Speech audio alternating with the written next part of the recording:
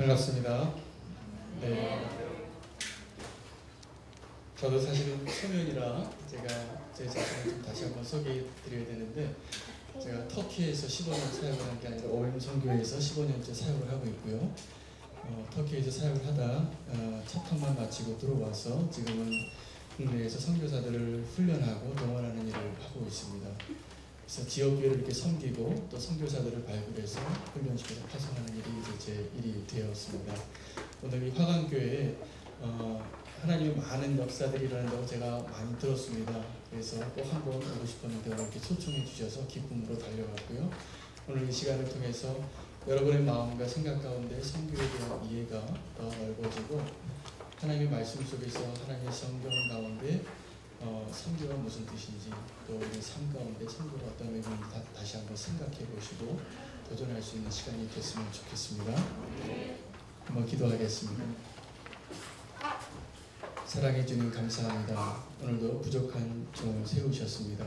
하지만 주님께서 주의 영광을 위하여 항상 낮은 자를 들어 쓰시고 또 부족한 자를 주의 능력으로 덧입혀 주셔서 일하셨사오니 오늘도 그렇게 일하여 주시옵시고, 특별히 화강교회 가운데 하나님 주의 청년들을 주님이 예비하신 곳에 예비하신 모습으로 세워 주시옵소서. 마지막 때 주의 청년들이 새벽 이슬과 같이 즐거이 헌신하며 하나님 아버지께 나오는 모습을 오늘 우리 가운데서 보기를 원하나이다. 주님, 오늘 주의 성령으로 충만하게 역사하여 주시옵소서. 감사하며 예수님의 이름으로 기도드렸습니다. 강의를 하는 도중에 제 자신을 조금 더 소개할 수 있으면 하도록 하겠습니다. 저는 저를 좀 소개하고 하는 게 제가 좀 자연스러울 것 같아서 15년 전에 이제 제가 터키로 나갈 때 제 첫째 딸이 2살이었습니다. 지금 제 딸이 몇 살인지 나오죠? 네, 그래서 딸이 셋이 있고요. 지금 제 아내와 여자들하고 살고 있습니다.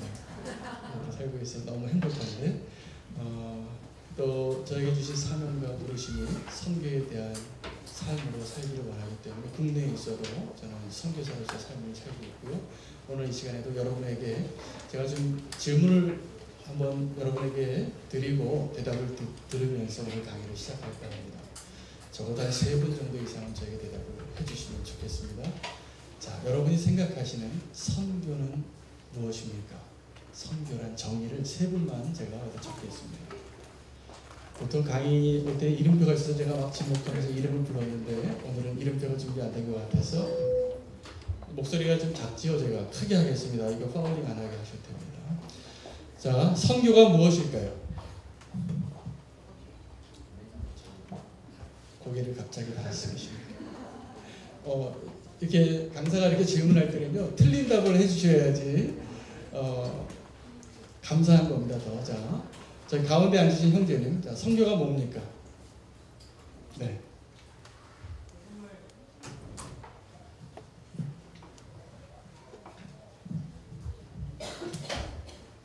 자, 제가 3개만 적은다 그랬으니까요. 복음을 전하는 겁니다. 제가 대단히 죄송한 부탁을 좀 드릴게요. 저기 조금 앞으로 좀 당겨. 제가 생각한 것보다 이 칠판이 작습니다. 제가 오늘 계속 이 칠판을 활용하려고 하니까, 자, 1분 동안 한번 일어나셔서 여기 뒷부분에 여기 앞칸을 좀 채워주시면 대단히 죄송합니다. 이렇게 불편함을 드리면 강사가 원래 인기가 떨어지는데, 자, 다시 한번 부탁을 드릴게요. 죄송합니다. 오늘 기왕 이 자리에 오셨으니까 은혜 받으십시오. 그리고 이 자리에서 한번 하나님께서 오늘 또 말씀하시는 거 다 끝가운데 있을 거라고 확신합니다. 죄송한 불편, 여기 앞에 안으로 좀 빈자리 채워서 앉아주세요. 감사합니다. 굉장히 협조를 잘 해주십니다. 보통 5분 더 걸리는데. 감사합니다. 자, 복음을 전하는 것이 선교군요. 예, 좋습니다. 또요. 여기 앉으신 그 집사님이신 것 같기도 한데요. 혹시 이렇게 하시는 분? 선교가 뭡니까? 좀 다른 대답 한번 해주세요. 3명 물어볼 거거든요. 제가 작정했기 때문에. 네, 여기다가 그러면 땡땡하고 사랑 이렇게 할게요.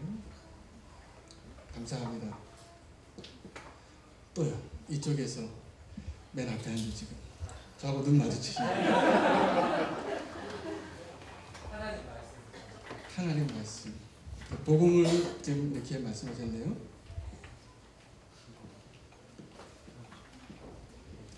만약에 제가 이 자리에 앉아 있잖아요. 그리고 어떤 사람이 강사로 와서 저한테 물어봐도 저도 제대로 대답 못할 겁니다.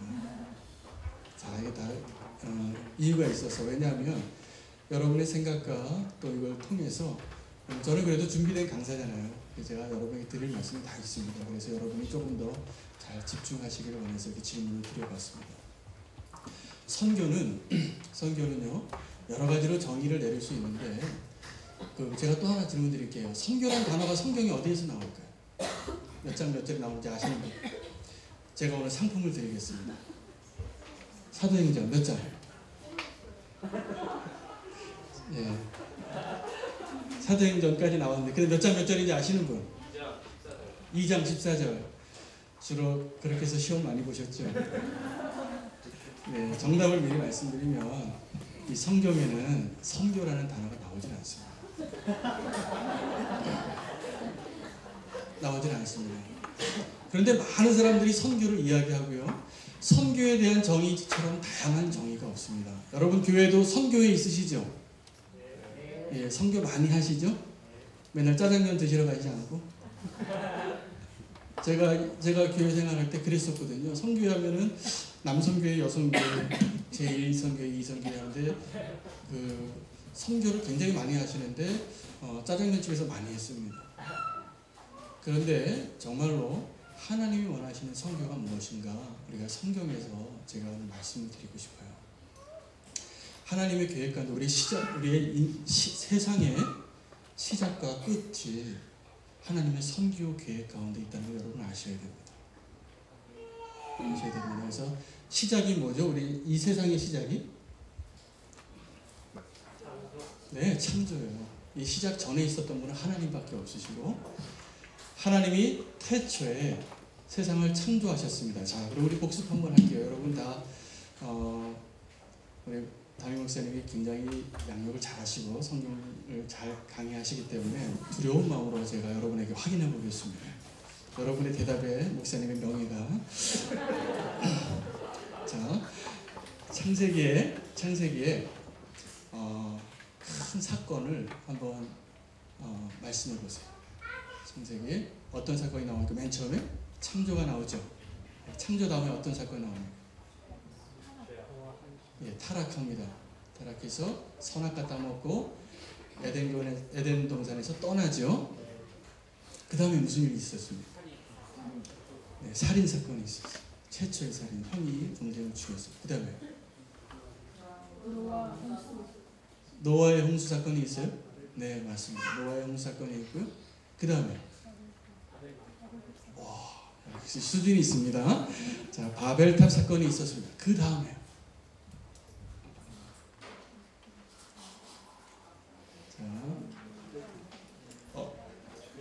그 다음부터 헷갈리죠. 그 다음에가 네?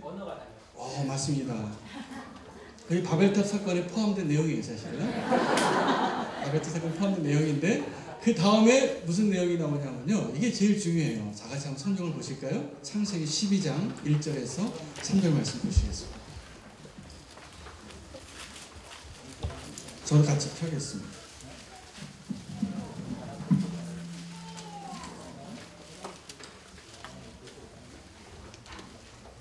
자, 다 같이 한번 읽겠습니다. 창세기 12장 1절에서부터 3절 말씀 시작.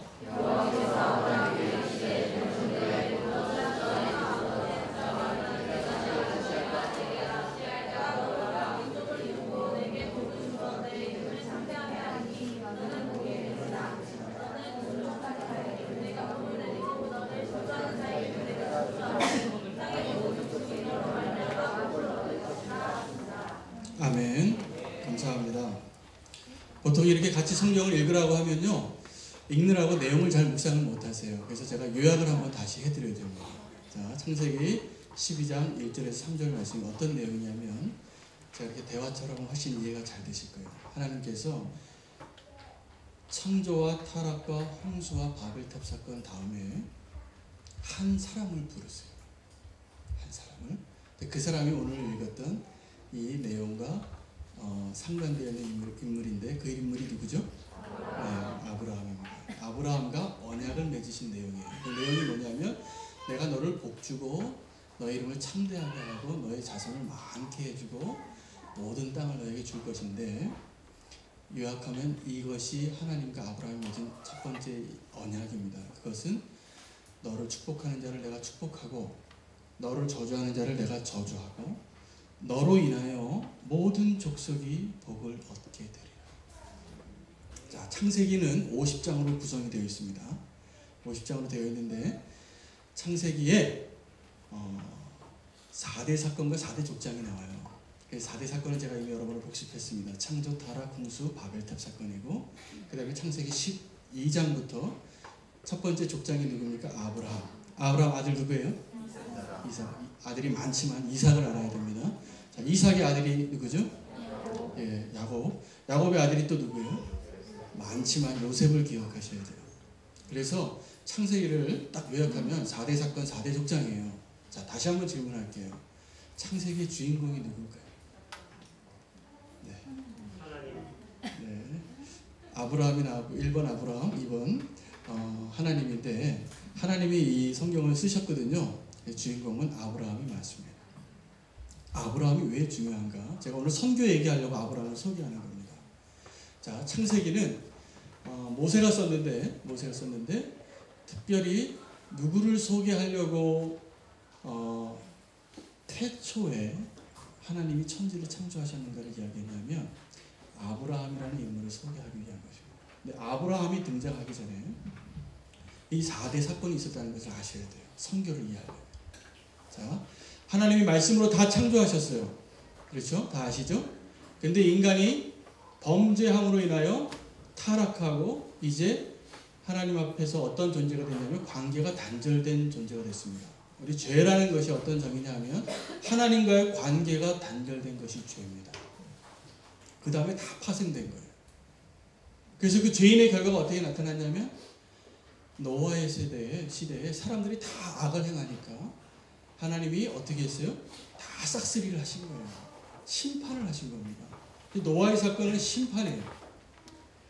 물의 심판입니다. 그래서 다 죽고 8명만 남았습니다. 노아의 부부와 또 세 며느리와 사이들. 그 8명의 후손이 지금 저예요. 그래서 우리는 아담의 후손이고 노아의 후손입니다. 그리고 또 누구의 후손인지 아세요? 나중에 소개하죠. 믿음으로 아브라함의 후손이에요. 자, 근데 노아의 홍수 이후에 하나님께서 약속을 하나 하셨어요. 아시죠? 이거? 레인보우. 무지개 약속을 하셨는데 레인보우는 영어로 두 단어의 합성어입니다. 레인보우. 자, 영어로 잘하실 거라고 믿고. 자, 레인이 무슨 뜻이에요? 이 바우는요. 활이란 뜻이에요. 그건 무슨 뜻이냐면 하나님께서 활을 내 던지시고 내가 이제 다시는 인간과 전쟁하지 않겠다. 그래서요, 하나님께서 이제 우리를 심판하지 않으세요. 심판하시면 그때는 끝입니다. 주님이 마지막 때에 이제 심판하러 오실 거예요. 그 전에는 하나님이 이 무지개가 떠 있는 이상 심판하지 않으세요. 선교의 범위를 제가 말씀드려요. 그런데 이 무지개 사건 이후에 사람들이 어떻게 됐을까요? 노아의 자손들이 또 타락해요. 우리가 죄의 본성이 있어서 저와 여러분처럼 우리는 기회와 여건만 되어지면 다 죄 짓습니다. 그래서 그 인류가 다시 타락해서 다시 죄악이 번성하니까 그들이 어떻게 결과로 나타나냐면 동쪽으로 가다가 시날 평지에 바벨탑을 쌓습니다. 그들이 그렇게 얘기합니다. 우리가 우리의 이름을 대고 흩어지지 말자. 그리고 하늘에 닿도록 탑을 쌓자. 그 탑이 얼마나 높을지는 모르지만 꽤 높았을 겁니다. 그런데 이 바벨탑을 상징하는 이 사건의 정점에 있을 때 하나님께서 내려와 보시고 여러분 다 아시는 것처럼 어떤 일들이 있었습니까? 바벨탑 사건의 결과로 하나님의 마음에는 이번에 다시 한번 불로 한번 쓸어버리고 싶으셨어요. 근데 쓸어버리지 않으시고 무지개 언약을 하셨으니까 뭘 하셨냐면 두 가지를 행하셨습니다. 자, 그게 뭐죠? 언어를 혼잡하게 하고요. 또요? 온 지면에 흩었습니다. 자, 오늘날 저와 여러분이 선교를 하려면, 복음을 전하러 가려면, 하나님의 말씀을, 사랑을 가지고 전하러 가려면 뭐를 해야 되는지 아세요? 예, 선교의 두 가지 과제가 뭐냐면 땅끝까지 가야 되고요. 언어를 배워야 돼요. 이 하나님께서, 자, 바벨탑 사건 때 하나님께서 그 언어를 혼잡하게 하였더라 하는 그 표현에서의 그 언어라는 단어가 사도행전 2장에 나와요. 언제 나온지 아세요? 오순절 성령 강림. 불의 혀 같은 것이 각 사람의 머리 위에 보이더라. 자, 이것이 우연이 아닙니다. 우연이 아니에요. 하나님이 이 말을 혼잡하게 해서 다 흩으셔서 나중에 성령의 시대가 왔을 때 그 언어가 다시 통합되는 역사를, 기적을 보여주신 거예요. 이게 방언이에요. 교회가 시작될 때 시작된 시작이 이거예요. 저와 여러분이 지금 교회의 시대에 살고 있거든요. 제가 지금 4,000년을 건너뛰어 왔는데, 자, 그리고 나서 하나님께서 온 지면의 사람들을 흩으시고 언어를 혼잡하게 하고 나서 하신 일이 뭐냐 하면, 이게 중요합니다. 그리고 아브라함이라는 사람을 한 명 부르는 거예요. 저기 하란 땅에서. 제가 터키에서 사역을 했는데 그 하란 옆에 살았습니다. 거기에서 한 이방인을, 그때는 약속의 언약의 뭐 사람도 아니에요. 어쩌면 가장 연약하고 가장 작은 자였기 때문에 그 사람을 불렀습니다. 근데 그가 내 본토 친척 아비의 집을 떠나 내가 지시할 땅으로 가라 했을 때 순종해서 갔습니다. 그래서 간 그 아브라함과 이제 언약을 맺은 게 12장 1절 3절인데, 아브라함이 우리의 선교적인 관점에서 얼만큼 중요하냐면, 자, 여러분 세계 종교를 한번 복습해 볼게요. 세계에서 단일 종교로, 단일 신을 믿는 종교는 사이비 빼고는 다 자기가 아브라함의 후손이라 그러는 거 아세요? 자, 유대교 누구의 후손이에요? 이슬람들이 누구의 후손이라고 그러는지 아세요? 네, 이스마엘이니까 이스마엘의 아버지가 아브라함이잖아요. 또 기독교 누구의 후손이에요? 천주교 누구의 후손이에요? 이 사람들 지금 다 합하면 세계 인구의 3분의 2가 넘어요. 지금 저와 여러분이 살고 있는 시대에 다 누구라고 얘기하냐면 내가 아브라함의 후손이라고 그러고 살고 있는 거예요. 그럼 아브라함이 얼마큼 중요한 분인지 알겠죠? 예, 선교에 있어서도 중요합니다. 그래서 이 아브라함과 하나님이 맺은 그 언약이 중요해요. 하나님께서 이제 앞으로 선교를 하는데, 하나님의 이 선교는 어디랑 연관이 되어 있냐면 종말하고 연관이 되어 있어요. 종말. 그래서 우리가 선교의 사역을 다 마치면, 이 사명을 다 마치면 종말입니다. 저는 담이 선교회는 아닌데 끝이 언제인지 확실하게 말할 수 있어요. 언제요? 이 천국 복음이 모든 족속에게 전파되리니 그제야 끝이 오리라. 마태복음 24장 14절. 이 말씀 외에는요, 성경 어느 구절에도 마지막 때를 정확하게 하나님께서 말씀하신 적이 없어요. 그러면 선교는 이 끝하고 연관이 있다는 거 아시겠죠? 시작하고 연관이 있는데 이 중에서 특별히 창세기 12장 1절에서 3절이 굉장히 중요한 키버스입니다. 그래서 선교하는 사람에게 성경에서 가장 중요한 본문 하나 택하라 그러면 마태복음 28장 18절 20절이 아니에요. 사도행전 1장 8절이 아니에요. 창세기 12장 1절에 3절이에요. 왜냐하면 이 언약을 하나님께서 지금도 유효하게 생각하고 계세요. 지금도. 자, 그럼 이것이 무슨 의미인지 다시 한번 설명을 드립니다. 근대 선교의 아버지 중에 윌리엄 캐리라는 영국분이 있으셨어요. 1792년에 구두방을 하면서 침례교 목사님이 전 세계 선교를 하자고 외쳤는데, 이분이 그때 교단에 나와서 강단에 서서 이사야서 말씀을 가지고 세계 선교에 대한 필요성을 이야기했어요. 그랬더니 그때 이 자리에 이렇게 앉아 있었던 다른 교단에 있었던 어른들이 이 젊은 목사에게 20대 후반에 윌리엄 캐리에게 어깨에 등을 딱 치면서 이렇게 얘기했습니다.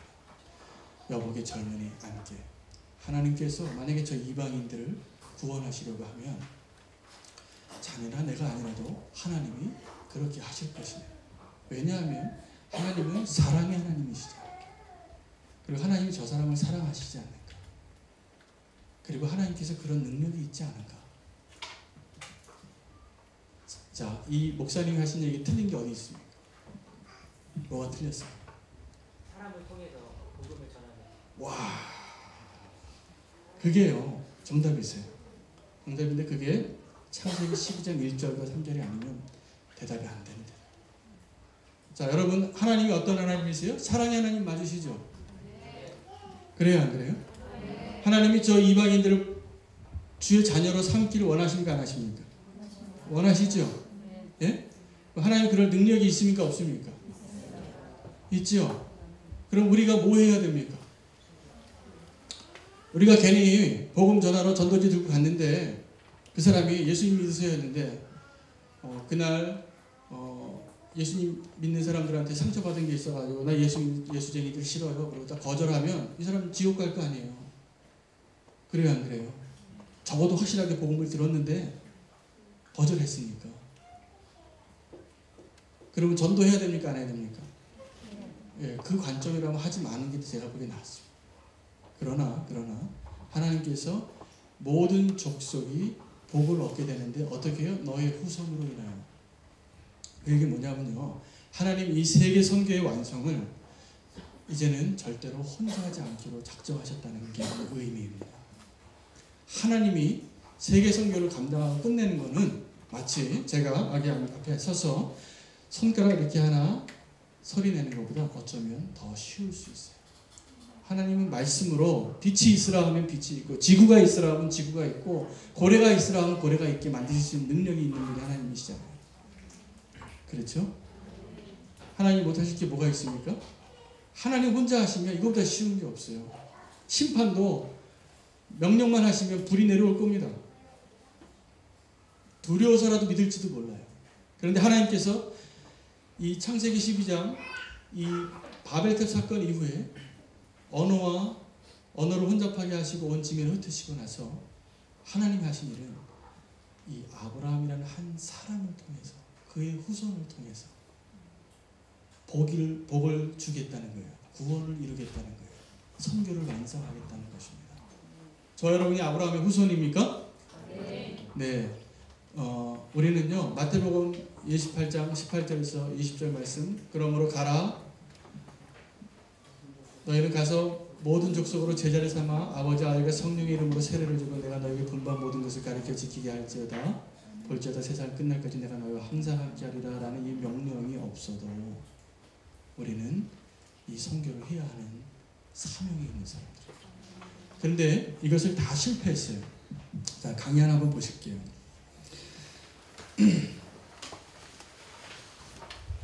강의를 보시면 뒷장을 좀 먼저 제가 역사를 먼저 하다 보니까 그렇게 하시는 게 나을 것 같습니다. 자, 뒷장에 보면 세계 선교회단과 한국교회의 선교적 과제를 얘기하다가 제가 이렇게 아브라함과 교부 시대, 이집트에서의 노예와 출애굽 시대, 사사 시대, 왕정 시대, 암흑 시대, 로마 제국 선교 시대, 야만인 선교 시대, 바이킹 선교 시대, 사라센 선교 시대, 마지막 세기 선교 이렇게 나눴는데 10개의 시대를 나눴습니다. 이 전체를요 한 제목당 400년씩 해당합니다.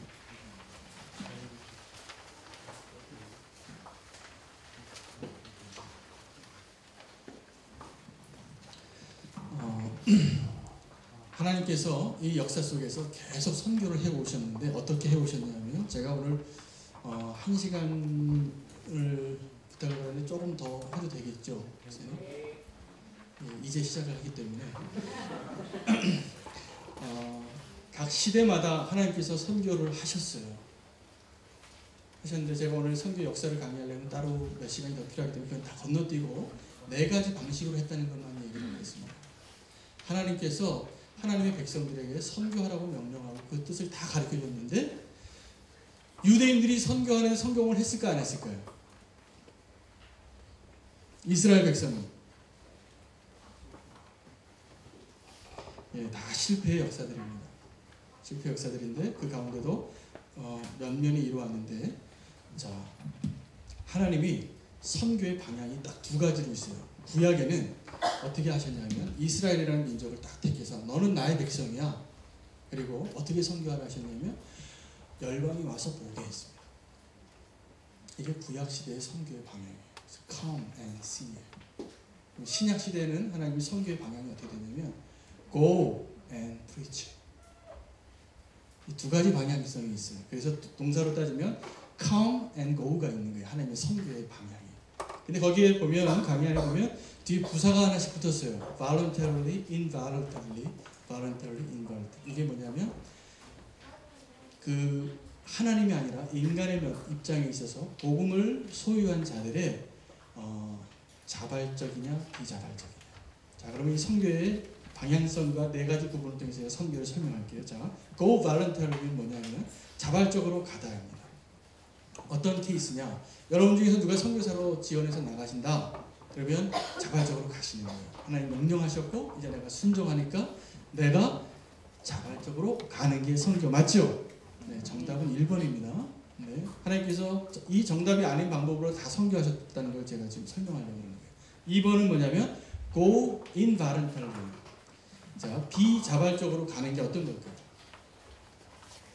비자발적으로 가는 게 선교하러 가는데 복음을 소유한 주체가 복음을 전하러 자발적으로 가야 되는데 그들이 순종하지 않으니까 하나님 어떻게 하시냐면 끌려가게 하셨어요. 그래서 바벨론 포로 시절이나 또 먹을 것 때문에 애굽으로 떠났던 요셉의 후손들이 애굽에서 그 요셉 때문에 어떻게 됩니까? 다 복 받았죠. 복 받았죠. 여러분 또 그러니까 그 포로 기간이 있습니다. 이스라엘 역사 속에서 말라기서 이후에 또 북이스라엘과 남유다가 다 멸망하고 바벨론 포로 시대가 되어지잖아요. 그 기간이 400년인데 그 400년 기간 동안에 다시 70년대에 돌아와서 암흑기가 있어요. 놀랍게도 구약 성경의 대부분이 다 언제 다시 정리가 되고 지금 우리의 손에 잡히는 구약 성경이 완성됐냐 하면 이 바벨론 포로 시기 때입니다. 그때 이스라엘 백성이 진정으로 회개하고 하나님께 돌아온 거예요. 사실. 그래서 자발적으로 가게 하는 겁니다. 역사 속에서 하나님께서 나중에 역사에 다 자세하게 사례가 너무나 많아요. 그렇게 선교를 하게 하시는 거죠.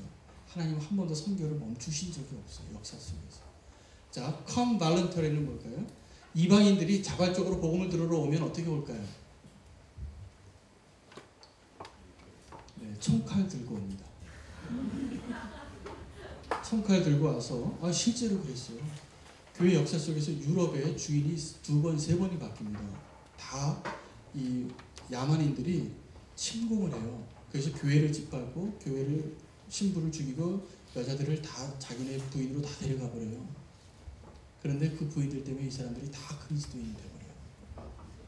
그래서 다시 진짜 문명을 다시 꽃피웁니다. 이 야만인들이. 주인은 바뀌었는데. 그럼 하나님 입장에서 어떻게 됐어요? 이 이방인들이 교회로 와서 복음을 들었죠. 하나님의 나라 확장됐습니까? 안 됐습니까? 네, 됐어요. 또 come in voluntary는 어떤 경우냐면 아프리카에 있는 흑인들이 근세에 들어와서 영국과 스페인과 포르투갈과 미국과 다 노예로 팔려갔습니다. 근데 그 사람들이 비자발적으로 온 거예요. 노예로. 근데 그 사람들이 다 어떻게 됐어요? 기독교인이 됐어요. 흑인 영광 얼마나 아름답고 영성이 깊습니까? 쿤타 킨테 이야기. 하나님께서 그렇게 일을 하셨어요. 근데 오늘도 우리는 동일하게 이 구약 시대와 하나님의 백성들의 예를 들어서 이스라엘 민족이 왜 하나님의 쓰임의 실패작으로 됐냐면 이스라엘 민족이 성공한 게 아닙니다. 사실은 지금 하나님의 때까지 기다리고 있어요. 우리가 백투 제루살렘 운동 하잖아요. 이게 다른 게 아니라 하나님의 때까지 이방인의 수가 찰 때까지 유대인을 하나님께서 참 가진 나무를 버리셨어요. 우리도 그렇게 될 수 있어요. 우리는 사실은 우리가 덧붙인 가지예요. 우리가 혈통으로 따지면 구약적인 관점에서 봤을 때 이스라엘이 참 민족이에요. 참 가진. 근데 하나님 버리셨어요. 실제로 지금 그들 아직도 이 진리의 눈이 가려져 있어요. 몰라요. 2000년 동안 몰라요. 디아스포라로 2000년을 헤매고 다니는 거죠. 하나님께서는 이 선교를 역사 속에서 한 번도 쉬지 않으셨습니다. 이 디아스포라 하나만 더 하고 제가 앞장으로 다시 넘어가겠습니다. 하나님께서 한국교회에 제가 이 강의를 요청받으면서 아주 다양한 주제를 요청받았기 때문에 제가 뭐 세계 선교 현황도 좀 얘기해달라고 그러시고 또 선교에 대한 기초적인 것도 또 단기 선교의 실제에 대해서 뭐 다 하려니까 제가 시간이 모자라는데 딱 한 가지만 세계 선교 현황 가운데 오늘날 선교 현황이 어떻게 되고 있냐면요. 딱 100년, 200년 전만 해도 한국에 선교사로 왔던 분들이 다 서양인들이 있습니다. 그래서 서양, 선진국, 웨스터너, 그래서 서쪽에서 동쪽으로 왔고요. 잘 사는 나라에서 못 사는 나라로 했습니다. 선교의 방향이. 그래서 the west from west to east였고 from north to south였어요. 그러나 요즘은 그렇게 선교가 일어나지 않고 있고요. The mission is from everywhere to everywhere. 모든 곳에서 모든 곳으로 일어나고 있습니다. 제가 한 예로 하나님께서 한국교회의 오늘날 선교적인 가장 큰 트렌드를 하나 보고 있는데 이것은 제가 하나만 나눌게요. 여러 가지 나눌 수 있지만 그것은 바벨탑 사건 때 하나님께서 하셨던 거와 아주 비슷한 건데 디아스포라다. 여러분 한국교회 교인이 지금 몇 명일까요? 네, 우리가 한국교회가요, 우리 스스로 얘기할 때 1200만이라고 막 자랑하고 다니는데 나라에서 인구조사를 해봤더니 800만 명 나왔어요. 우리가 해마다 줄고 있어요. 너무 안타까운 현실이죠. 그래서 800만 명이 아니라 지금 700만 명 밑으로 내려갈지도 모르겠어요. 자, 그런데 이게 현실입니다. 오늘 한국교회 크리스찬이 700만 명이 안 될 수도 있어요. 그런데 해외에 있는 한국인이 몇 명인 줄 아세요?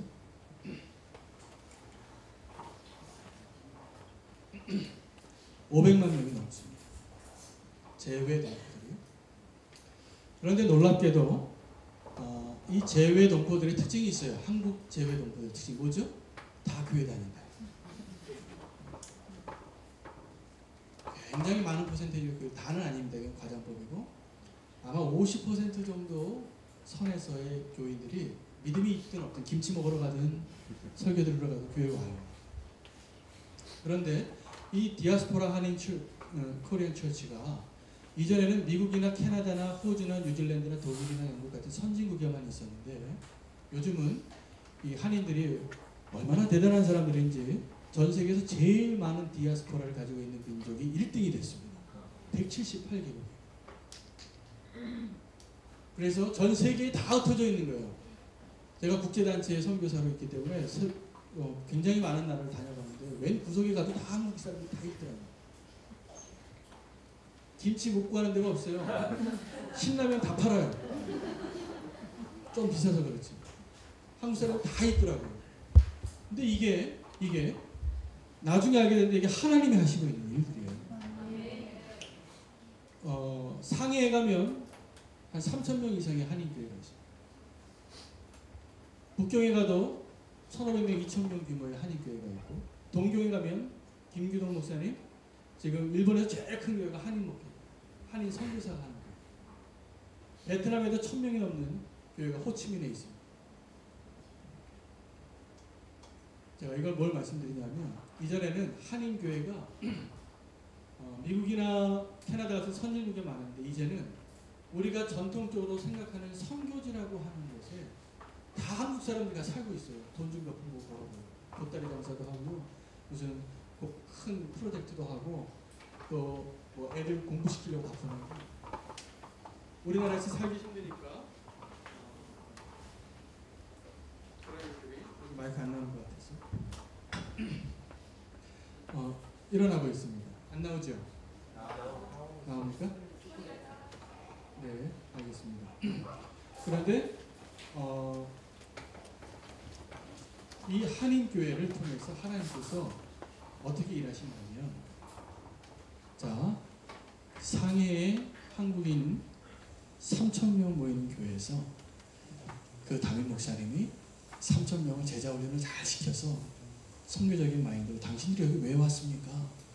하나님 보내지 않으셨습니까? 여기서 선교적인 일을 해야 되지 않겠습니까? 라고 예배 마치고 2부 순서를 다 전도하는 걸로 바꾸면 어떻게 될까요? 네, 해외 선교사, 전문인 선교사 3,000명이 등록된 겁니다. 근데 그 3,000명을 한국에 있는 어떤 큰 교회가 10만 명 모이는 교회가 못 보냅니다. 절대로. 해외 선교국 예산이 아무리 많아도. 하나님은 항상 우리의 능력과 지혜와 계획을 뛰어넘으셔요. 그러한 일들이 선교지에서 지금 일어나고 있어요. 전 세계적으로 한 200만만 모여도 그 한인교회의 포텐셜이 굉장한 겁니다. 그래서 야, 하나님이 이렇게 일하고 있구나. 근데 그 동일한 반대적으로 어떤 일들이 일어나고 있냐면요, 저와 여러분이 지금 살고 있는 이 한국에 나그네들이 몇 명이나 있는지 아세요? 외국인들이. 여러분, 우리 한국 사람이요, 세계에서 제일 배타적인 민족입니다. 외국인 살기 제일 힘든 나라가 한국이에요.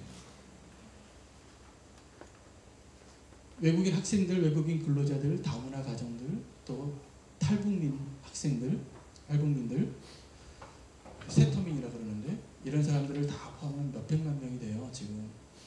근데 그 사람들이 다 제가 선교적인 관점에서 봤을 때 어떤 사람들이냐면, 전통적으로 우리가 선교사를 보내던 나라에서 왔어요. 놀랍지 않으세요? 자, 미얀마에서 오고요, 네팔에서 오고요, 인디아에서 오고요, 필리핀에서 오고요, 스리랑카에서 오고요, 파키스탄에 오고요. 우리나라에 지금 근처에 있는 외국인 노동자들 다 이 나라에서 왔어요. 공통점이 뭐예요? 다 선교지에서. 이 두 가지를 제가 지금 요약을 하면 이겁니다. Korean diaspora and diasporas in Korea. 이게 반대 개념인데 똑같은 원칙을 하나님께서 하시고 있는 일이에요. 오늘날 선교가 어떻게 일어난다고요? From everywhere to everywhere. 화강교회가 선교를 할 수 있는 가장 첫걸음, 제가 아주 쉬운 거 말씀드리면 이 주변에 있는 대학교의 외국인 학생들 찾아가 보세요. 한국어 한번 가르쳐줘 보세요. 친구 한번 되보세요. 그 사람들이 한국에서 2년, 3년 살면서 맨날 자기네들 나라 사람들끼리 모여서 이렇게 살고요. 진짜 한국인 친구가 없어요. 복음을 전해들어도 이 한국인 교회에 와서 자리에 앉아있지 못해요. 제가 다른 선교 얘기 많이 할 텐데 한 가지만 더 실천적인 거 말씀드리면, 선교를요, 아주 한국 교회를 제가 보니까 하나님께서 이 디아스포라 철치를 보니까 선교적인 관점에서 봤을 때만큼은 하나님께서 한국 안에 있는 교회보다 한국 밖에 있는 교회를 더 쓰시겠어요. 역량이. 그리고 한국 안에 있는 교회들이 선교적인 관점을 가지고 조금만 노력을 하면, 여러분 만약에 제가 터키 사역을 했는데 터키에서 한 명한테 복음을 전하려고 그러면요, 제가 거기에서 마이너리티이기 때문에 온갖 핍박과 눈치를 다 보면서 조심스럽게 나 선교사라고 말도 못하고 복음 전해야 돼요. 그런데 터키 사람이 여기 우리나라에 와서 케밥 장사하면서 많이 와 있다. 그럼 내가 그 사람한테 케밥 몇 번만 사주고 같이 친구만 돼주면 이 사람 마음을 활짝 납니다. 그런 학생들이 많아요. 그 사람들에게 나아가서 복음을 전하고 친구가 되어줘서 2, 3년 후에 나가서 자기 본국에 가면 선교적인 결과가 어떤 게 더 훌륭합니까? 그렇죠. 전통적인 방식의 선교가 있고, 오늘날 이렇게 급변하는 환경 속에서 요즘 저와 여러분이 살고 있는 시대를 포스트 모더니즘 사회라고 하잖아요. 포스트 모더니즘의 특징은 뭐냐면 불확정성입니다. 이럴 때 가장 확실한 거는 하나님이 일하시는 것을 증거를 보고선 거기 있는데 그 파도를 타시면 제일 안전해요. 하나님께서 선교를 하고 계세요. 다양한 방법으로 아까 내가 4가지 얘기했죠. Go voluntarily, go involuntarily, come voluntarily, come involuntarily. 하나님께서는요, 우리의 순종을 떠나서 하나님의 선교 사역은, 하나님의 나라는 한 번도 멈춘 적이 없습니다. 자, 여기까지 하고요. 단기사역 앞장을 한번 넘어갈게요.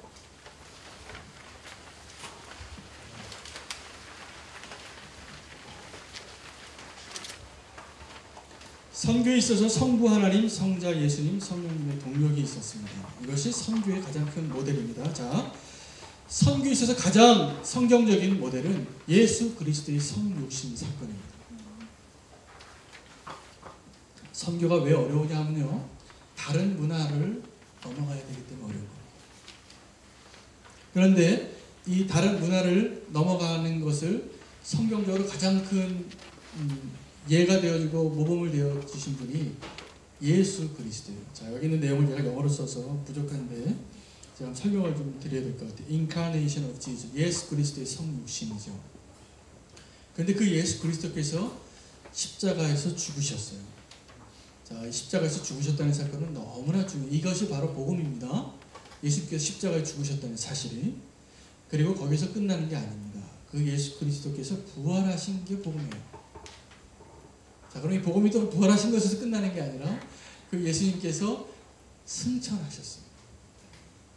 그 예수님께서 승천하시고 나서 성령님께서 성령 강림이 있었어요. 그리고 교회가 시작이 된 것입니다. 자, 우리 교회가 시작되기 이전에 이러한 일들이 있었다는 전제를 알아야 됩니다. 자, 저는 사실은 잘 몰라서 여쭤보겠는데 화강교회가 교단이 어떻게 됩니까? 장로교, 예? 백석이에요. 예. 네, 장로교단이시군요. 그 장로교단에서는 이제 교회마다 다 성격이 틀린데 성령에 대해서 어떻게 생각하세요? 장로님, 성령이 교회에서 그럼 이거 한번 질문해 볼게요. 교회에서 방언기도 하십니까? 예, 많이 하세요? 아, 뜨거운 교회시구나. 성령 충만. 네, 성령 충만. 할렐루야. 네, 제가 보니까요, 전 세계적으로 성장하는 교회는 다 공통점이 하나 있는데 성령에 대해서 인정하는 교회들. 제가 보기에 너무나 당연해요. 너무나 당연해요. 그 오순절 계통의 교회들만 다 부흥하고 있습니다. 전 세계적으로. 오순절. 그리고 다른 교회들이 다 좀 이렇게 수가 줄어들어요. 근데 거기는 이유가 있습니다. 왜냐하면 여러분 성령님께서 어떤 분이신지를 제가 성교적인 관점에서 조금만 더 설명하고 넘어갑니다. 성령에 대한 신학이 별로 많지 않습니다. 그래서 여러 가지 얘기가 많아요. 가장 논란이 많은 신학적인 부분이 성부 하나님도 아니고 성자 예수님도 아니고 성령님이세요. 성령님이 인격적인 분이신데 성령님이 하나님 성부 아버지의 영이십니까? 성자 예수님의 영이십니까? 네?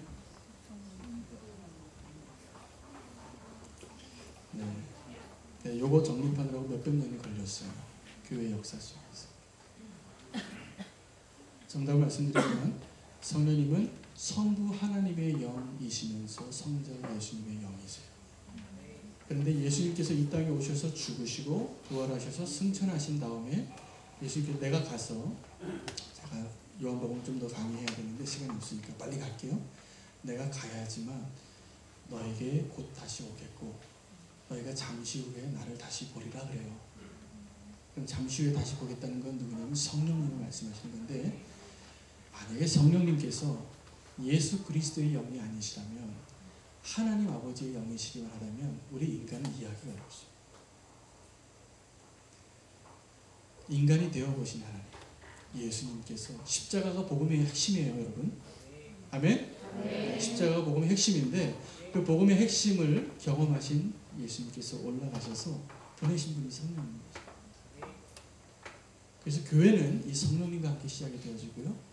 이 사도행전은 성령행전입니다. 그리고 이 선교는 성령의 결과. 주체가 성령님이세요. 지금도 그렇게 일하고 계세요. 그러니까 성령님이 일하시는 곳에 그 방식으로 우리가 있어야지 교회가 성장하고 선교가 가능한 겁니다. 제가 화강교회를 잘은 모르겠지만 목사님과 잠깐 대화를 하면서 느낀 게, 이제 이 선교적인 마인드로 성경을 어떻게 다시 보는가가 좀 필요한 것 같아요. 하나님 기회 주시고 여건이 되면 제가 여러 다른 선교단체 강사님들과 함께 돕고 싶은 마음이 좀 듭니다. 제가 오늘 잠깐 만나서 오늘 여러분 앞에 쓰면서 교회에서 이 선교에 대한 하나님이요 화강교회를 좀 축복해 주시고 계신 것 같아요. 성장하고 있죠. 예, 성장하는 것이 그냥 성장해서 이제 숫자 늘리는 걸로 멈추면 또 다른 이스라엘 민족이 됩니다. 하나님이 교회를 성장하게 하시는 데는 목적이 있으세요. 하나님 우리를 구원하신 데도 목적이 있습니다. 제가 만약에 구원받는 것만이 나의 목적이라면, 나의 인생의 가장 큰 목적이라면 내가 성취해야 할, 그러면 저는 23살 때 구원의 확신을 얻었는데 24살 때 빨리 주님이 교통사고를 당하게 하시든지 돌아가는 게 나을 것 같아요. 제가 그 이후로 20년을 더 살았거든요. 더 하나님의 은혜 때문에 살지 제가 죄밖에 더 지은 게 없는 것 같아요. 그렇지만 죄만 졌다는 거 아닙니다. 주의를 열심히 했어요. 저는 이제 풀로 하나님께 커밋했기 때문에. 그런데 저와 여러분의 공통점이 뭐냐면 우리 인생의 목적이 구원받는 데 있지 않다. 구원은요 하나님의 목적을, 하나님의 나라의 완성을 위해서 하나님이 주시는 첫 번째 스텝에 불과해요. 저와 여러분이 사는 목적이, 근데 구원받았는데 이 목적을 모르고요 자꾸 우리가 행복해지는 게 우리의 목적인 줄 알고, 그리고 우리가 성공하는 게 목적인 줄 알고, 아파트 평수 늘리는 게, 내 통장에 돈 많아지는 게 목적인 줄 알고 살아가고 그 복만 달라고 하는 거예요. 불행해집니다. 선교를 올바로 이해하려면요 이 역사의 시작과 끝을 하나님의 시각으로 성경적으로 해석할 수 있는 그 세계관이 필요해요. 여러분 선교 할 수 있으면 그것이 축복입니다. 아주 특권입니다. 저는 이 화강교회가 그런 선교적인 모습으로 더 많이 부흥이 일어나기를 소망합니다. 그게 여러분에게 축복이고 여러분에게 특권이고 이 화강교회의 특권입니다. 한국교회가 특권인 이유는 우리가 선교할 수 있는 여건 가운데 하나님께서 만드셨기 때문에 이제부터 시작이지, 우리는 자꾸 우리가 복받았다 자랑만 하고 다니는 거예요. 하나님이 원하시는 게 아닙니다. 하나님이 왜 한국교회를 부흥시켜 놨을까요? 우리는요 어떤 생태적인 조건으로 봤을 때 자랑할 만한 게 하나도 없기 때문에 하나님께서 한국교회를 부흥시킨 겁니다. 딱 200년 전에 세계에서 가장 미전도 종족이 한국이었어요. 가장 소망 없는 나라가 한국이었어요. 그런데 이제 우리가 배좀 부르다고 우리는 편안함과 안일함 속에서 선교하는 것만 얘기하면 두려워하고, 헌신하려면 괜히 피해가려고 하고 그러고 있습니다. 우리가 할 수만 있다면 내 생명을 다 들여서라도 선교하는데 그 방향 가운데 있으면 그것이 가장 큰 축복이라고 저는 믿습니다. 성경이 제공하는 선교의 근거들이 있는데 제 진도를 좀 나가고 또 자세한 거는 나중에 선교학교를 만약에 하시게 되면 제가 또 추가로 강의할 수 있을 것 같습니다. 성경에서는 선교를 성경의 근거 없이 하면 안 됩니다. 근데 성경에서 근거하는 4가지가 있는데 여기는 그대로 그냥 보고 할게 쓰지 않고 시간이 없어서, 맨데이트는 명령입니다.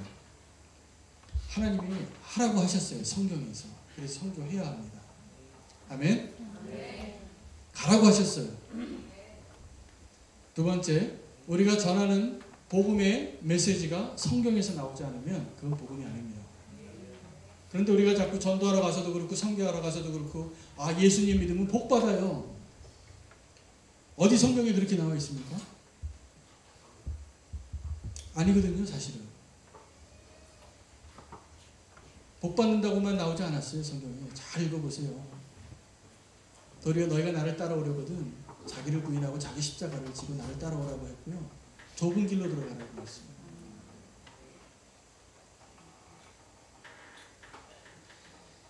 메시지가 우리가 이 세상에서 살고 죽는 거라면, 그리고 그 죽음 이외에 아무것도 없다면 그 말이 맞을지도 모르죠. 이 세상에서 잘 살아야죠. 행복해야죠. 그러나 저와 여러분이 믿는 하나님께서 더 주시고자 하는 것은 영원한 것들입니다. 영원한 것들. 그런데 우리가 일시적인 것들과 바꾸면 안 돼요. 복음의 핵심이 성경에 있습니다. 그리고 십자가입니다. 십자가로 돌아가야 됩니다. 내가 죽는 것이 되어야 됩니다. 이게 복음입니다. 세 번째는 모델이 성경에 있어요. 모델이. 어떻게 해요? 빌립보서 2장 14절 말씀에 그러므로 너희는 예수의 마음을 품으라. 하나님과 동등됨으로 취할 것을 여기지 아니하시고 하나님의 형체를 버리시고 인간이 되셨어요. 겸손과 순종이며 그리고 성육신 사건이 선교의 모델입니다. 권능도 성경에서 옵니다. 여러분 말씀의 능력을 믿으십니까? 저는 말씀의 능력을 믿어요. 진리의 능력을 믿습니다. 하나님 말씀을 들고 말씀을 인용할 때, 또 말씀을 나에게 심을 때, 말씀을 묵상할 때 영적인 권위가 막 생겨요. 제가 오늘 여러분에게 이야기할 수 있는 것도 전 말씀의 권위입니다. 성령님께서 허락하시기 때문에 이야기할 수 있어요. 자, 이제 시간을 좀 단축해서 마지막 선교란 무엇인가 좀만 더 얘기하고 마치겠습니다. 자, 여러분 선교가 무엇인가 아까 복음을 전하는 것이고 사랑으로 나아가는 것이고 하나님 말씀 전하는 것이라고 하는데 제가 조금 더 이제 학문적인 차원에서 선교를 좀 정리하겠습니다. 선교란 단어가 영어로 미션인데 이 단어는 어디서 왔냐면요. 네, 깝깝해서 오셨어요. 앉아서 같이 들으십시오. 자, 선교는 어떤 단어에서 왔냐면요. 아포스텔로라는 단어에서 왔어요. 아포스텔로. 이 아포스텔로는 나중에 그 단어에서 사도라는 단어가 생겼어요. 근데 이 아포스텔로가 그러면 왜 선교가 됐냐면 그 단어가 나중에 라틴어로 바뀌면서 미시오가 되고 그것이 미시온이 된 거예요. 영어로. 그래서 선교를 정의하라 그러면 성경에는 없는 단어인데 이 미션이라는 단어의 뜻이 뭐냐면 보냄을 받았다입니다. 자, 여기서 성경 말씀 하나 보겠습니다. 로마서 19장이라고 제가 그냥 잘못 썼는데 로마서 10장입니다.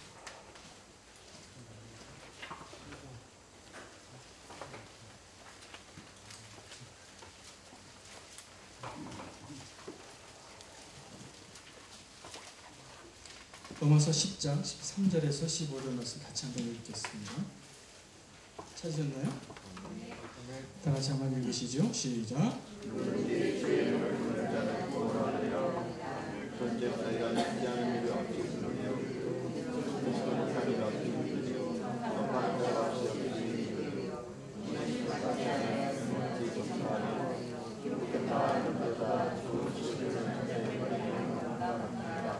아멘. 자, 여러분 저를 한번 보시고 이제 저하고 다시 질문과 대답을 하겠습니다. 여러분 누구든지 주의 이름을 부르는 자는 구원을 받습니까? 아멘. 자, 제가 큰 소리 한다고 무조건 아멘 하시면 안 돼요. 똑같은 본문을 이 사도 바울이 인용을 하는데 사도 바울이 로마서의 핵심은 이신칭의입니다. 율법이 아니라 행위가 아니라 믿음으로 구원받는다는데 로마서 1장부터 쭉 주에 대해서 이야기하고 믿음과 의에 하나님의 의에 대해서 쭉 설명하면서 결론을 내면서 이 이야기를 하는 거예요. 앞에 하나만 더 봅시다. 10장에 자 하나님의 10장 3절 하나님의 의를 모르고 자기의 의를 세우려고 하고 5절에 보면 율법으로 말미암는 의가 있고 6절에 믿음으로 말미암는 의가 있어요. 자 9절 말씀 볼까요? 내가 만일 내 입으로 예수를 주로 시인하며 또 하나님께서 그를 죽은 자 가운데 살리는 것을 내 마음에 믿으면 구원을 얻으리라. 10절 말씀 다 같이 읽읍시다. 시작. 네, 마음으로 믿어 의에 이르고 입으로 시인하여 구원에 이르느니라. 자, 구원에 대해서 얘기하고 있죠. 결론에 다 가까웠습니다. 로마서 10장에. 그런데 이 마음에 믿어 의에 이르고 입으로 시인하여 구원에 이르는 것에 대한 결론으로 이야기하면서 누구든지 주의 이름을 부르는 자는 구원을 얻게 되는데 그것이 가능하게 되는 것을 3단 문법으로 설명을 하고 있어요. 그 14절 보면 자 누가 믿게 돼요? 제가 지금 CP를 주잖아요. 예, 들어야지 믿게 되는 겁니다. 자, 그럼 누가 듣게 됩니까? 예, 누가 전해야 돼요. 자, 그럼 누가 전하게 됩니까? 보내심을 받아야 돼요. 자, 보세요. 우리가 입으로 누구든지 예수 그리스도를 주로 고백하면 구원을 받죠. 근데 고백하게 되려면 믿어야 돼요. 그죠? 논리적으로 제가 설명드립니다. 그럼 믿어야 되려면, 믿게 되려면 어떻게 돼요? 들어야 돼요. 듣게 되려면 누가 전해줘야 되고, 누가 전할 수 있으려면 누가 보냄을 받아야 된다는 거예요. 이게 선교예요. 그리고 이렇게 결론을 냈습니다. 아름답도다. 좋은 소식을 전하는 자들의 발이에요.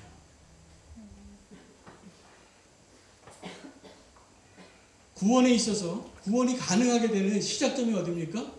보냄을 받는 것이라는 거예요. 이 사도 바울이 이 신약 성경의 가장 핵심적이고 다이아몬드라고 말하는 로마서의 핵심은 구원을 어떻게 이루는가를 근거를 따지고 봤더니 선교하지 않으면 구원받지 못하는 거예요. 아멘입니까? 여러분 혼자 구원받고 잘 사시고 천국 가시겠죠? 예. 하나님이 여러분에게 사명을 주신 겁니다. 그리고 그 사명을 감당하는 것이 선교입니다. 그래서 선교는 첫 번째 보냄을 받는 것입니다. 두 번째 선교는 지경을 넘어가는 것입니다. 우리는요 가만히 놔두면 절대로 선교하지 않습니다.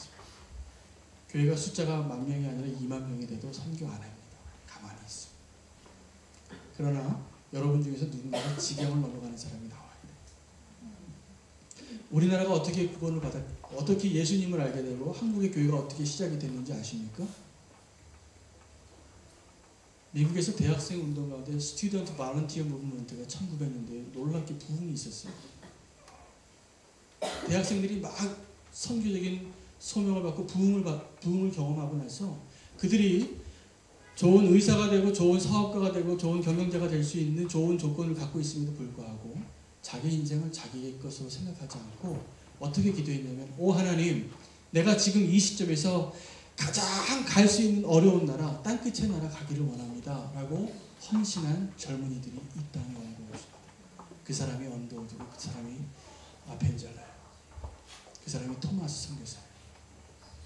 우리가 어떻게 교회가 시작이 되는지 아시겠죠? 누군가가 그 지경을 넘어서 우리에게 복음을 전해줬기 때문에 우리가 지금 한국교회가 이렇게 꼽히는 것입니다.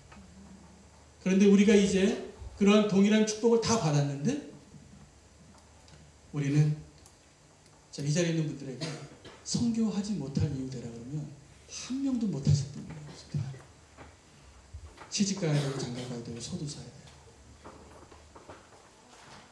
잔치도 해야 돼요.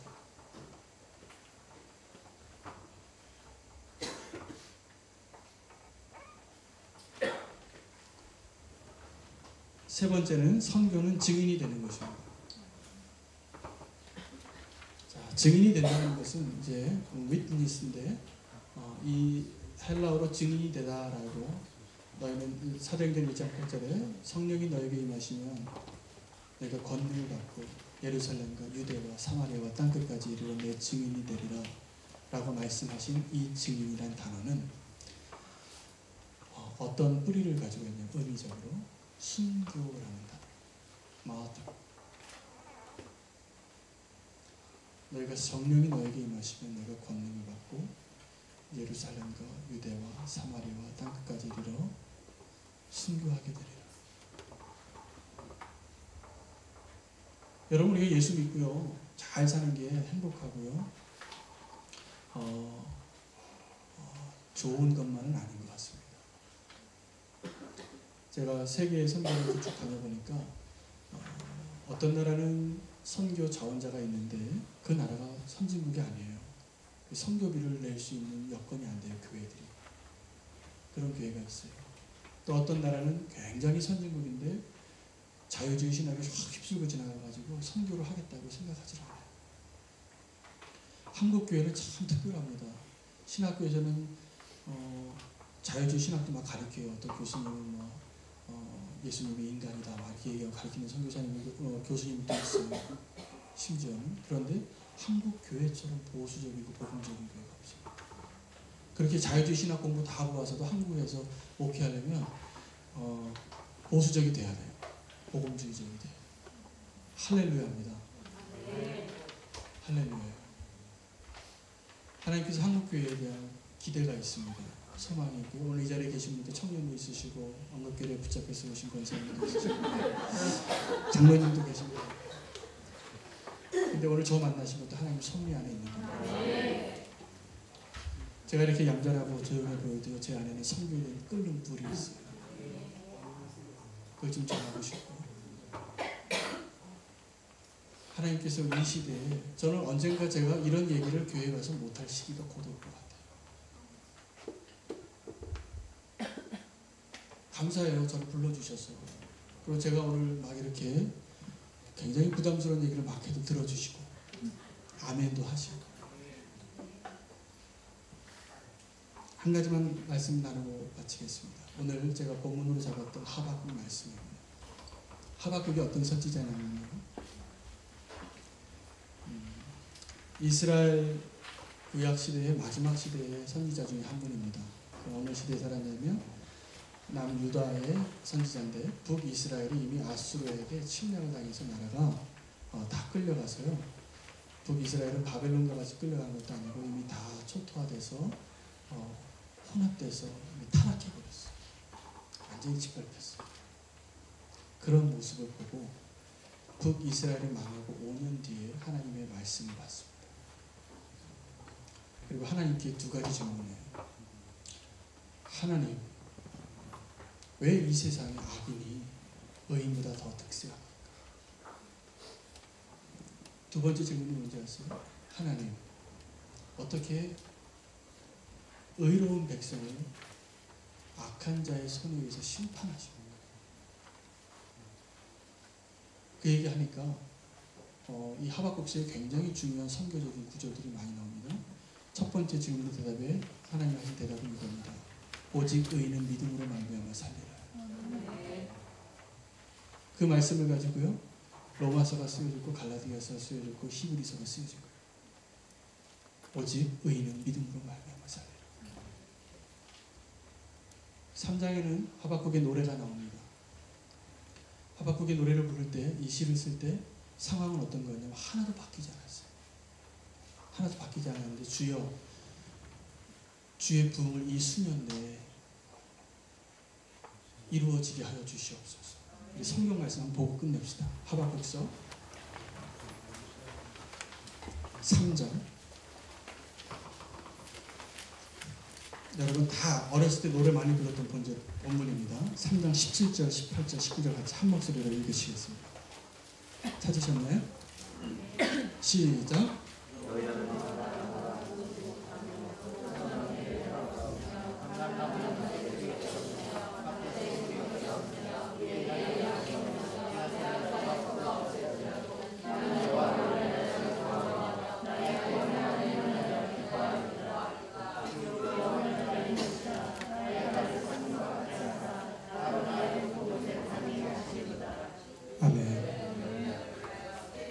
끝까지 읽어주세요. 네.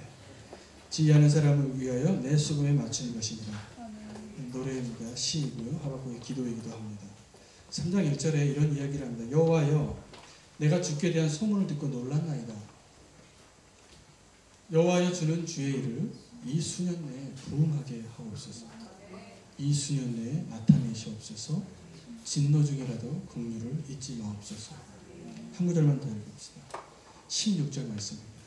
내가 들었으므로 내 창자가 흔들렸고 그 목소리로 말미암아 내 입술이 떨렸도다. 무리가 우리를 치러 올라오는 환난 날을 내가 기다림으로 썩이는 것이 내 뼈에 들어왔으며 내 몸은 내 처소에서 떨리는도다. 자, 이 하박국이 이 노래를 부를 때 상황이 실제로 뭐냐면 북이스라엘을 망해서 완전히 진멸됐고 지금 우리나라를 아수르보다 더 극악무도한 갈대아 사람, 바벨론 사람들이 오는 걸 듣는 거예요. 그리고 그 환난 속에서 그 무리가 우리를 치러 올라오는 환난 날을 내가 지금 기다리고 있어요. 성 안에 갇혀서. 그런데 이 하박국이 이렇게 노래하는 겁니다. 비록 무화과 나무가 무성하지 못하고 포도나무에 열매가 없고 감람나무에 소출이 없고 밭에 먹을 것이 없고 우리의 양이 없고 외양간에 소가 없을지라도 내가 여호와로 인하여 즐거워하리라. 여러분 우리가 언제 선교할 수 있냐면요.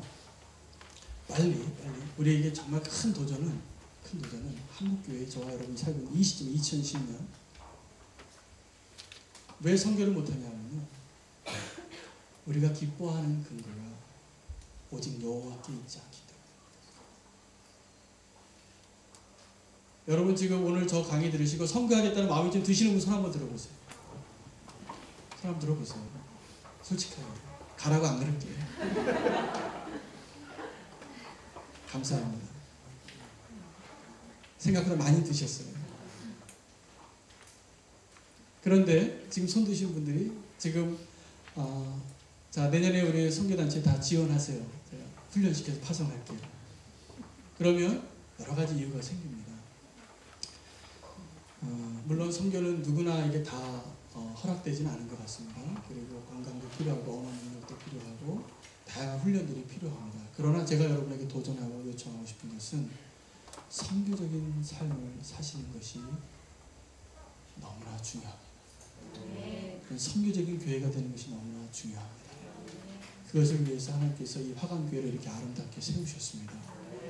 그것을 위해서 여러분을 구원하셨습니다. 어떠한 모습으로든지 여러분이 기도로 하든지 헌금으로 하든지 단기 선교를 가든지 다양한 모습으로 선교적인 마인드를 산다는 건요 나그네 같이 사는 거예요. 제가 이거에 대해서 다시 한번 더 많은 시간이 필요하기 때문에 다 못하겠고요. 여기까지만 하겠습니다.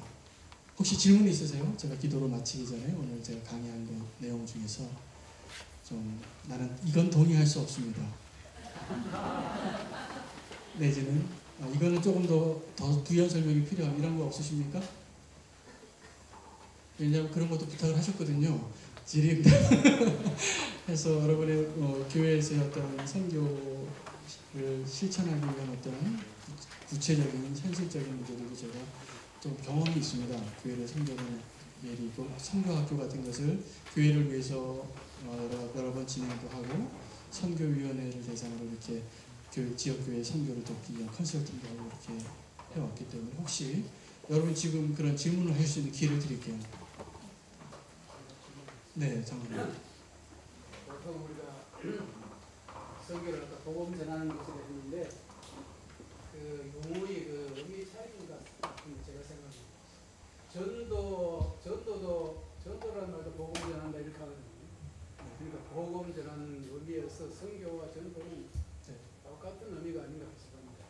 네. 어떤 분들은 전도를 갖다 국내 선교다, 예배 선교다 이렇게 말씀하시는데 그게 참 구분이 잘 안 되고 선교와 전도를 교회에서 혼동해서 사용하는 경우가 많다 이겁니다. 네. 그래서 거기에 대해서 선교사님이 하는 그 의미에 대해서 좀 설명해 주시면 네. 감사하겠습니다. 좋은 질문 주셔서 감사합니다. 역시 장로님 수준의 격이 있는 질문 주셨습니다.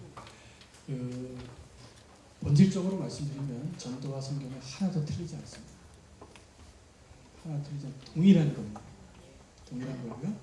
차이가 있다면 1900년대까지 전도는 물 안 건너가면 전도였고요. 바다 건너가면 선교였습니다. 그래서 overseas mission이라는 단어가 나왔습니다. 오늘날은 이 지리적인 거리감으로 선교와 전도를 구분하지 않습니다. 도리어 선교와 전도를 구분하는 기준은 cultural distance였습니다. 문화적인 차이요. 근데 이제 그 문화적인 차이까지도 무너지고 있어요. 왜냐하면 하나님께서 제가 아까 설명한 것처럼 타문화 선교를 바로 여러분이 다음 주부터 할 수 있어요. 저는 여기서 중요한 것은 교회가 선교 지향적으로 바뀌어야 됩니다. 꼭 바뀌어야 됩니다. 안 그러면 여러분이 불행하게 되세요. 내가 예언합니다. 하나님이 역사 속에서 성경 속에서 보여준 근거가 너무나 많아요. 선교 지향적으로 바뀌어야 됩니다. 교회가 존립하는 이유, 그리고 교회 성장학이라는 단어가 선교에서부터 연구한 거예요.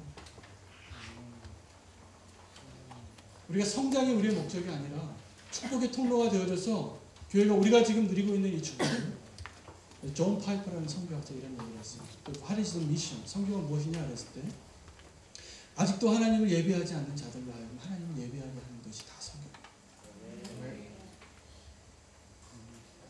우리만 예배하는 것이 아니라 온 열방이 다 하나님을 예배해야 되는데 아직도 예배하지 않고 있는 그 누군가가 있다면 그것을 멈추지 않고 해야 되는 거예요. 그것이 선교라고 저는 생각합니다. 그래서 전도와 선교는 본질적으로 같고요.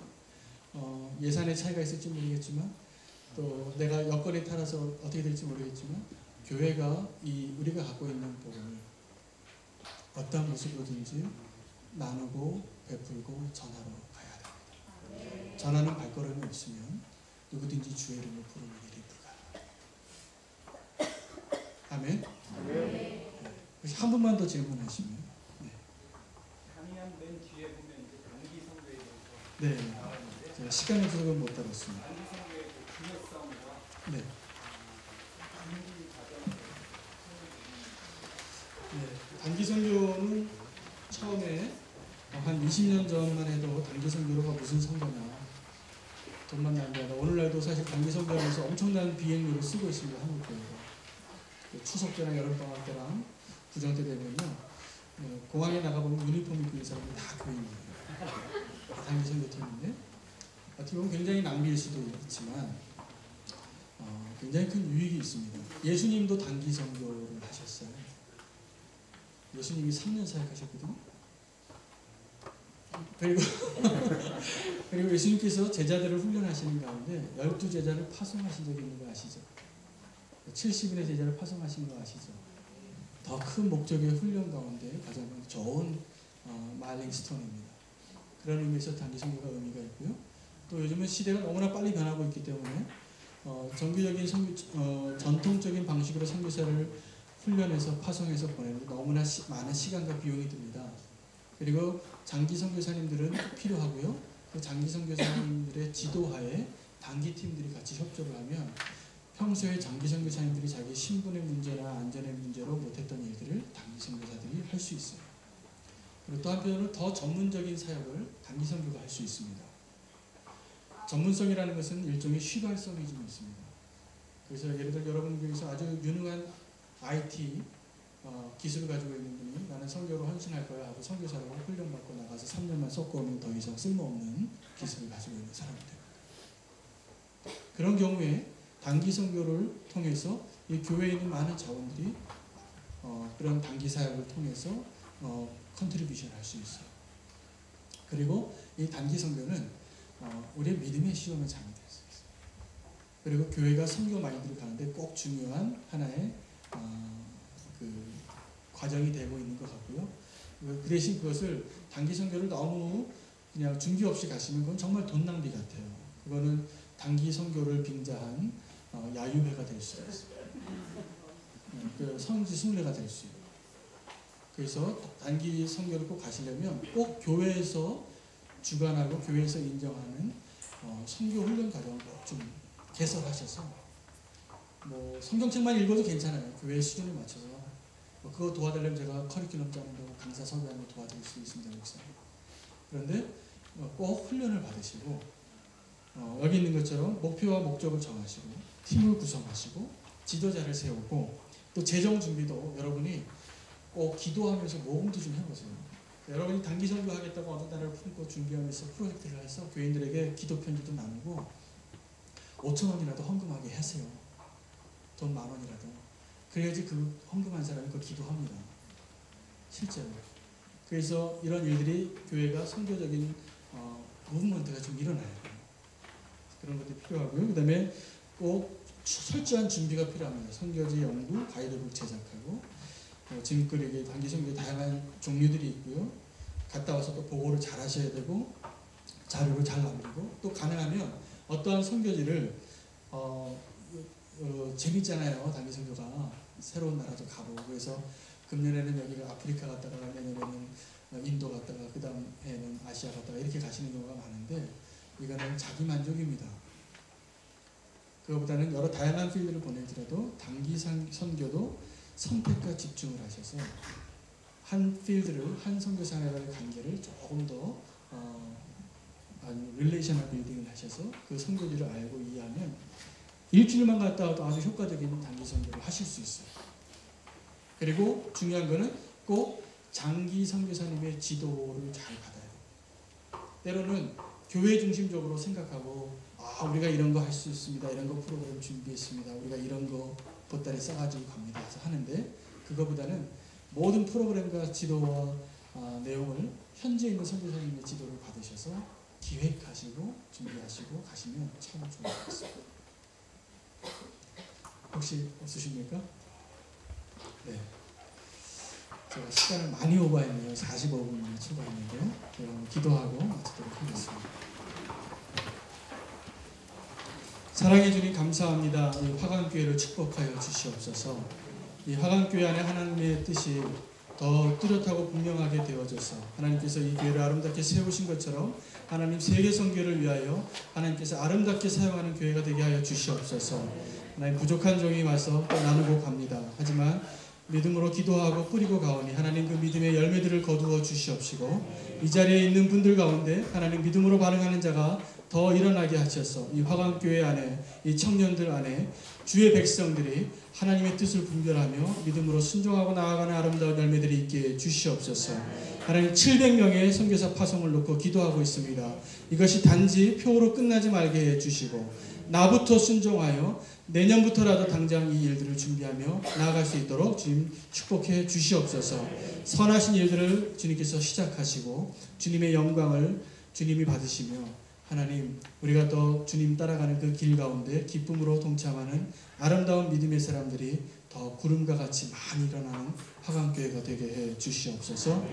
이 만남을 허락하신 것 감사하며 예수 그리스도 이름으로 기도드렸습니다.